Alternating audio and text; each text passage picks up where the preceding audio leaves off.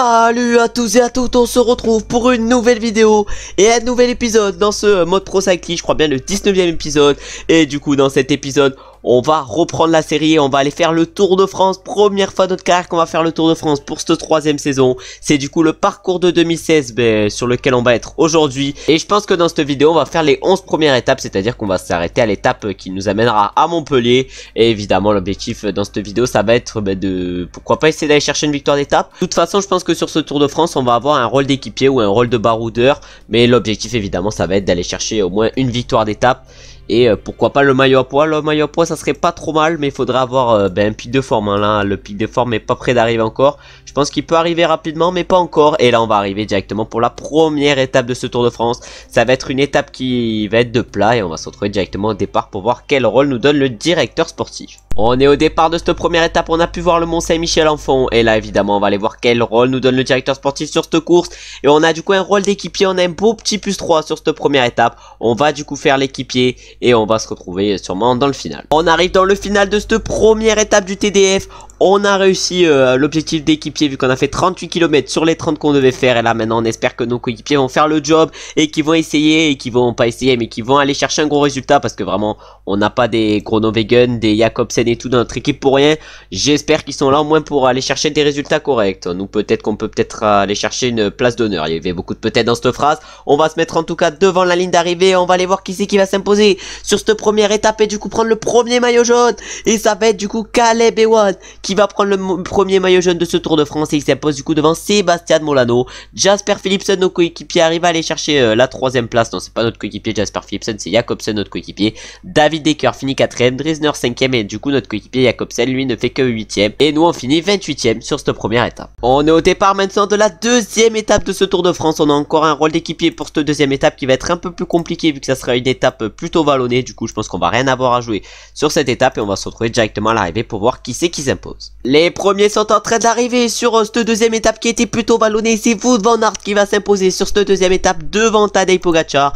La troisième place elle va être pour le coureur de la Groupama FDJ, Jake Stewart. Michael Woods va finir 4ème, Sharman 5ème et notre premier coéquipier je ne sais pas du tout qui c'est. Je pense que ça va être Fabio Jacobsen et il va finir 13ème. Nous on va finir pas trop loin sur cette étape vu qu'on finit 15ème. Et on a réussi aujourd'hui l'objectif d'équipier vu qu'on a fait 44 km sur les 25 qu'on devait faire. On est au départ maintenant de la troisième étape de ce Tour de France. On a un beau +3 sur cette troisième étape et j'aimerais vous poser une question. On a un rôle d'équipier. La question que je veux vous poser c'est est-ce que vous préfériez que je mette les podiums à la fin des étapes sur les grands tours? Je pense que ça sera que sur les grands tours ou sur les monuments également. Si vous préférez que je mette à la fin des courses du coup les podiums, je les ferai. Mais si vous aimez bien comme ça, je changerai rien évidemment. Et là on va du coup faire notre rôle d'équipier et on va se retrouver directement à l'arrivée pour voir qui c'est qui s'impose. On est dans les 4 derniers kilomètres de cette troisième étape. Pour l'instant ce début de Tour de France est assez compliqué pour nous. On fait le rôle d'équipier et aujourd'hui on a bien fait le rôle d'équipier vu qu'on a fait 57 km sur les 35 qu'on avait à faire. Et là on va voir si nos coéquipiers sont capables de transformer l'essai que nous avons fait vu qu'on a réalisé le travail d'équipier. Maintenant c'est à eux de faire le boulot et du coup là on va se mettre sur la ligne d'arrivée. On va aller voir qui c'est qui va s'imposer sur cette course. Est-ce que notre coéquipier Fabio Jacobsen en est capable? Oh il était bien parti mais malheureusement il va se faire doubler sur la ligne. Et c'est du coup Jake Stewart qui s'impose devant Wout van Aert.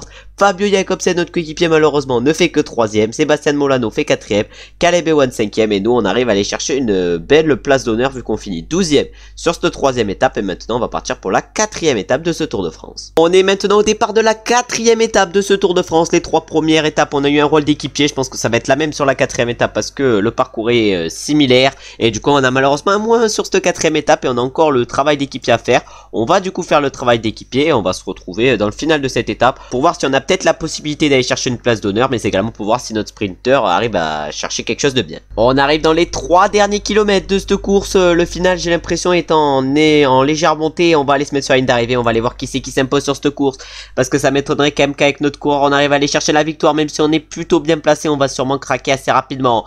Voilà là on est plus très bien placé. On va aller voir qui c'est qui va remporter cette troisième ou non cette 4ème étape plutôt du Tour de France. Et c'est Wout van Aert qui va aller la remporter cette 4ème étape. C'est sa deuxième victoire d'étape sur ce Tour de France. Il s'impose du coup devant Caleb Ewan et Sébastien Molano. Matej Mohoric finit 4ème, Alberto Dainese 5ème et nos coéquipiers par contre ils ont fait une course moisie et ils sont même pas bien placés. C'est Jacobsen le premier de notre équipe, il est 23ème et nous on est 32ème. Du coup on a roulé pour rien, c'est à dire qu'on a fait 46 km sur les 35 qu'on avait à faire pour rien vu qu'aucun de mes coéquipiers ont réussi à faire le job. On est au départ de la 5e étape de ce Tour de France. On a un beau +4 pour nous aider sur cette 5e étape et on a encore une fois un rôle d'équipier. Mais je pense que sur cette étape, on n'aura pas grand chose à jouer et je pense qu'on va se retrouver directement à l'arrivée ou peut-être dans des cols de seconde catégorie si on a la possibilité de prendre des points pour le classement de la montagne. On arrive presque au sommet de la première côte, c'est-à-dire la côte de 3e catégorie. Je sais pas si on allait chercher des points, si on a réussi à aller chercher les 2 points sur cette côte. Et maintenant l'objectif ça va être d'aller chercher 5 points au sommet du seconde catégorie,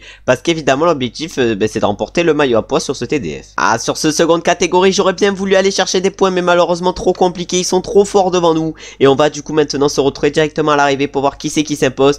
Parce que aucun de nos coéquipiers sont en capacité de s'imposer et nous malheureusement je pense que les points de la montagne vont être trop compliqués à aller chercher. On s'est du coup relevé dans ce final de course et on peut voir que c'est Richard Carapaz qui remporte cette 5e étape du Tour de France devant Egan Bernal et Sergio Higuita. J'allais dire pour un triplé colombien mais non, vu que Richard Carapaz est équatorien et Valentin Madouas du coup va chercher la 4e place, Wout van Aert la 5e et petite déception pour Tadej Pogacar qui ne finit que 6e. Nous on a fini en roue libre avec notre coureur et on est du coup à plus de 4 minutes de peloton et on a en plus réussi l'objectif d'équipier aujourd'hui sur cette étape vu qu'on a fait 43 km sur les 35 qu'on devait faire et en plus de tout cela on a réussi à prendre 2 points pour le classement de la montagne. On est au départ maintenant de la 16e étape de ce Tour de France. On a un rôle d'équipier, on doit encore une fois travailler en tant qu'équipier. On doit faire combien de kilomètres à l'avant? On doit faire 30 km en tête de groupe. On va du coup essayer de faire ça et on va se retrouver directement dans le final pour voir qui c'est qui s'impose sur cette course. On arrive bientôt dans les 4 derniers kilomètres de cette 6e étape. On a du coup réussi largement l'objectif d'équipier comme d'habitude. On a fait combien? On a fait 35 km sur les 30 qu'on avait à faire.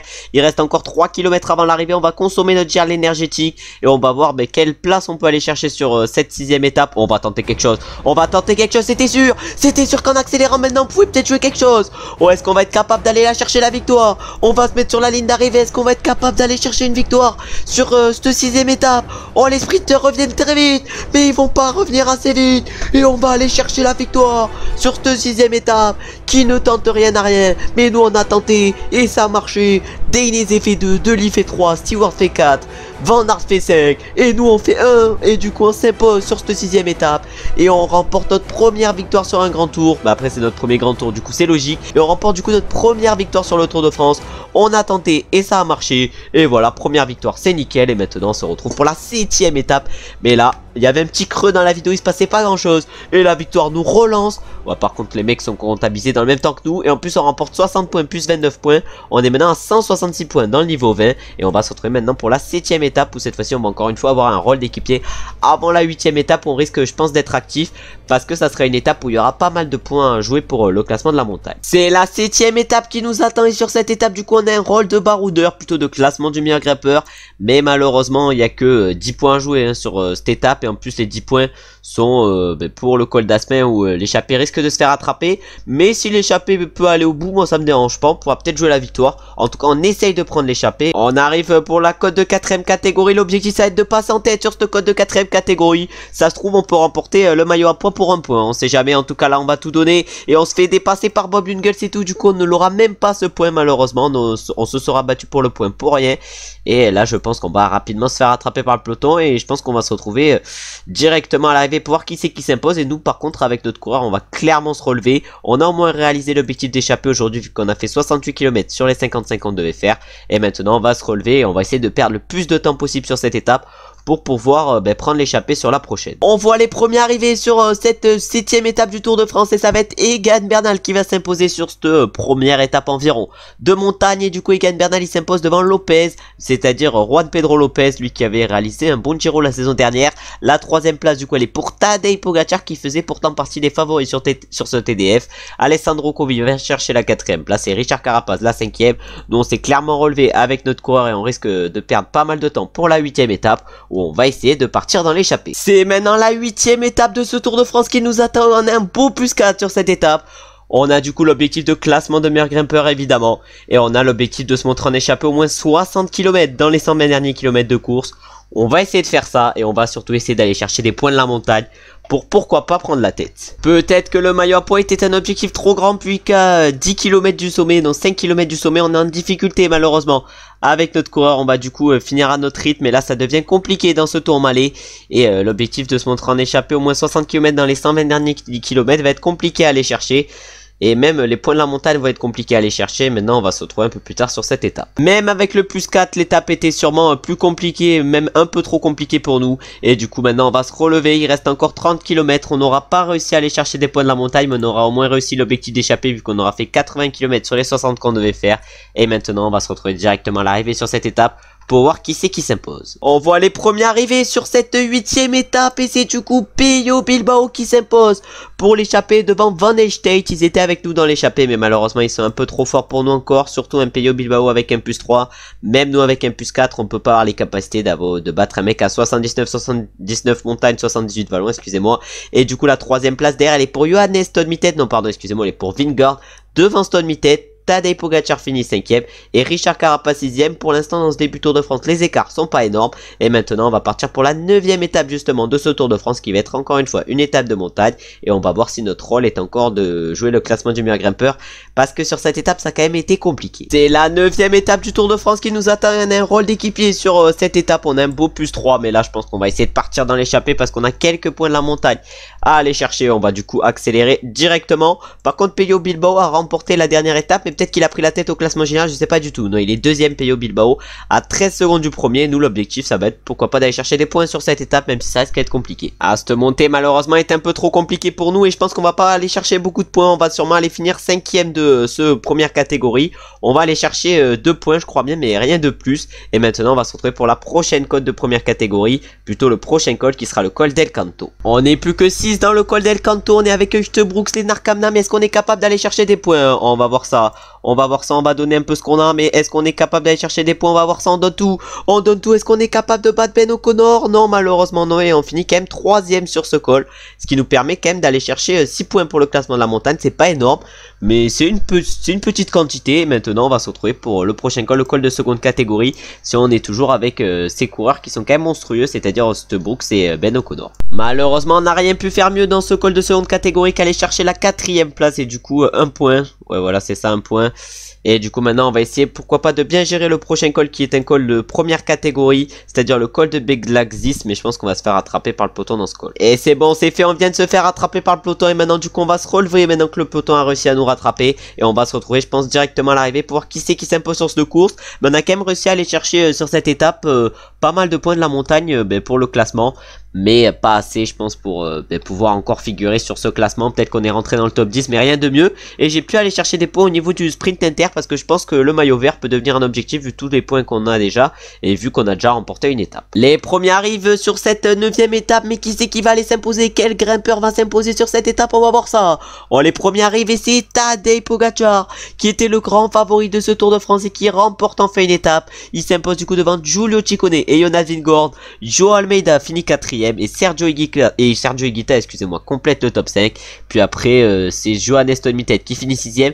Pas de français dans le top 8 alors que David Gaudu figure sur ce Tour de France. Et maintenant du coup on va se retrouver pour la 10e étape de ce Tour de France et pour voir quel est notre rôle, alors qu'aujourd'hui on a fait du coup 4 km en tête de groupe sur les 30 qu'on avait à faire et on a clairement pas bien fait notre rôle d'équipier. De toute façon l'objectif c'était de partir dans les échappées sur les étapes de montagne, c'est ce qu'on a réussi à faire sur 3 de ces étapes et maintenant va falloir revenir sur les étapes de plaine et récupérer notre rôle d'équipier. On est au départ maintenant de la 11e étape, 10e plutôt étape de ce Tour de France. On va essayer de partir dans l'échappée sur cette étape pour aller chercher les 10 points de la montagne. On doit avoir un rôle d'équipier sur cette étape, on va du coup je pense partir dans l'échappée puis après se relever et faire le travail d'équipier. Je voulais aller chercher 10 points mais malheureusement ça sera trop compliqué. Maintenant on va se relever avec notre coureur et on va se retrouver je pense directement dans le final de cette étape ou peut-être au sprint inter si on a la possibilité de jouer quelque chose. On arrive pour le sprint inter et l'objectif ça va être d'aller chercher pourquoi pas quelques points pour le maillot de meilleur sprinter. On va peut-être aller en chercher quelques-uns des points mais pas énormément, mais on se retrouve maintenant à 84 points, c'est à dire qu'on a chopé 7 points sur ce sprint inter et maintenant on va se retrouver dans le final de cette étape pour voir ce que font nos coéquipiers parce qu'on a quand même réussi déjà l'objectif d'équipier. On a fait 38 km sur les 30 qu'on devait faire. On va du coup voir si ce travail va servir à quelque chose et peut-être qu'on peut aller chercher une petite place d'honneur. On arrive dans les 4 derniers kilomètres de cette 10e étape. Est-ce qu'on est capable de faire la même chose qu'on avait faite sur la 6e étape? Non, malheureusement on va pas en être capable et on va aller voir du coup qui c'est qui va s'imposer sur cette étape au moment où nous du coup on tente d'accélérer, mais ça n'aura pas d'efficacité vu que tous les sprinters ont déjà un peu accéléré. On va voir si notre coéquipier Jacobsen peut faire une grosse performance sur cette étape ou pas.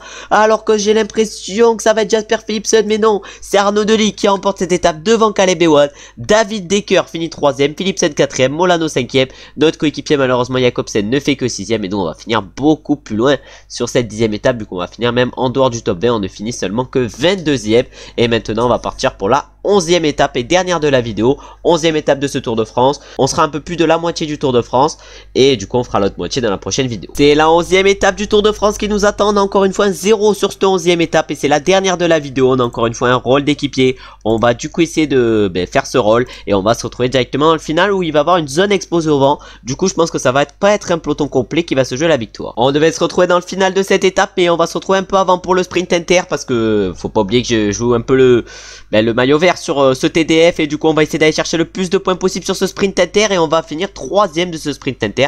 C'est intéressant, on va aller chercher quelques points. 3ème du peloton, c'est-à-dire 7ème. Qu'est-ce qu'il a foutu Groenewegen? Il avait un peu du ping sur ce sprint inter et maintenant on va se retrouver dans le final, dans la zone explosée au vent pour voir si le peloton explose ou pas. Il reste moins de 5 km avant l'arrivée, ça accélère pour Arnaud Delis et ses coéquipiers, c'est-à-dire pour la Quick Step. Oh non, on va se mettre en faufilement et on va tout donner. Il reste moins de 3 km. Plus de 3 km, mais moins de 4 km avant l'arrivée. On va voir si on peut aller chercher, pourquoi pas une place d'honneur. Ça donne tout devant et c'est en train de couper. Oh là, il y a un moment de creux, on accélère du coup. On accélère, on est suivi par aucun sprinter. Est-ce que ça va faire la même que sur la 6ème étape? Non, malheureusement. On va se faire doubler par tous les sprinters et ça va être Jasper Philipsen, le coureur de l'Alpecin de Koenig qui va s'imposer sur cette 11ème étape devant Caleb Ewan. Notre coéquipier Fabio Jacobsen va chercher une excellente 3ème place et du coup le podium. Drisners va chercher la 4ème place, non, Delis va chercher la 4ème place, excusez-moi, et Drisners la 5ème, nous malheureusement ne fait que 23ème sur cette 11ème étape du Tour de France qui aura été du coup la dernière de la vidéo. Et maintenant on va aller voir les podiums à la moitié de ce Tour de France et du coup en premier sur les podiums on peut voir le vainqueur de l'étape qui est donc Jasper Philipsen et notre coéquipier Jacobsen a donc fini 3ème. Ensuite au classement général c'est Pogacar qui est actuellement en tête, il a seulement 14 secondes d'avance par rapport à Giulio Ciccone qui est 2ème et c'est Vingegaard qui est 3ème, égalité avec Joao Almeida. Ensuite, au niveau du classement du meilleur grimpeur, là c'est Pello Bilbao qui est en tête. Nous malheureusement on ne figure pas dans le top 10. Ensuite, au classement par points, là c'est Caleb Ewan qui est en tête. Nous on est 9ème avec notre coureur. Et pour finir au classement des jeunes, c'est Johannes Stone-Mittet qui est en tête devant Archie Ryan et Antonio Tiberi. Nous ce classement clairement on ne le joue pas avec notre coureur parce que notre objectif c'était de jouer le classement de la montagne. Maintenant ça va devenir un peu trop compliqué, mais peut-être que dans la prochaine vidéo on peut aller chercher des résultats corrects. Déjà notre Tour de France est réussi puisqu'on a réussi à déjà remporter une étape, c'est plutôt bien. Et en plus on remporte 17 points après cette 11ème étape vu que Jacobsen a fait des bons résultats. Et du coup dans la prochaine vidéo on ira finir le Tour de France en espérant pourquoi pas aller chercher une 2ème victoire d'étape, ça serait énorme. En tout cas, merci d'avoir regardé la vidéo jusqu'à la fin. J'espère que comme d'habitude, elle vous a plu. Je vais vous le répéter, mais dites-moi si vous préférez avoir les podiums à chaque fin d'étape ou si vous préférez avoir le podium directement à la fin de la vidéo. Si la vidéo vous a plu, vous savez ce que vous avez à faire, c'est-à-dire liker, commenter et vous abonner. On se retrouve maintenant très bientôt pour une nouvelle vidéo et du coup le 20ème épisode de cette série. Et on peut se retrouver avant sur NGL Biathlon où là c'est en train d'enchaîner. J'espère que vous avez passé une bonne journée ou que vous êtes en train de passer une bonne journée. À très bientôt. Ciao, ciao, ciao.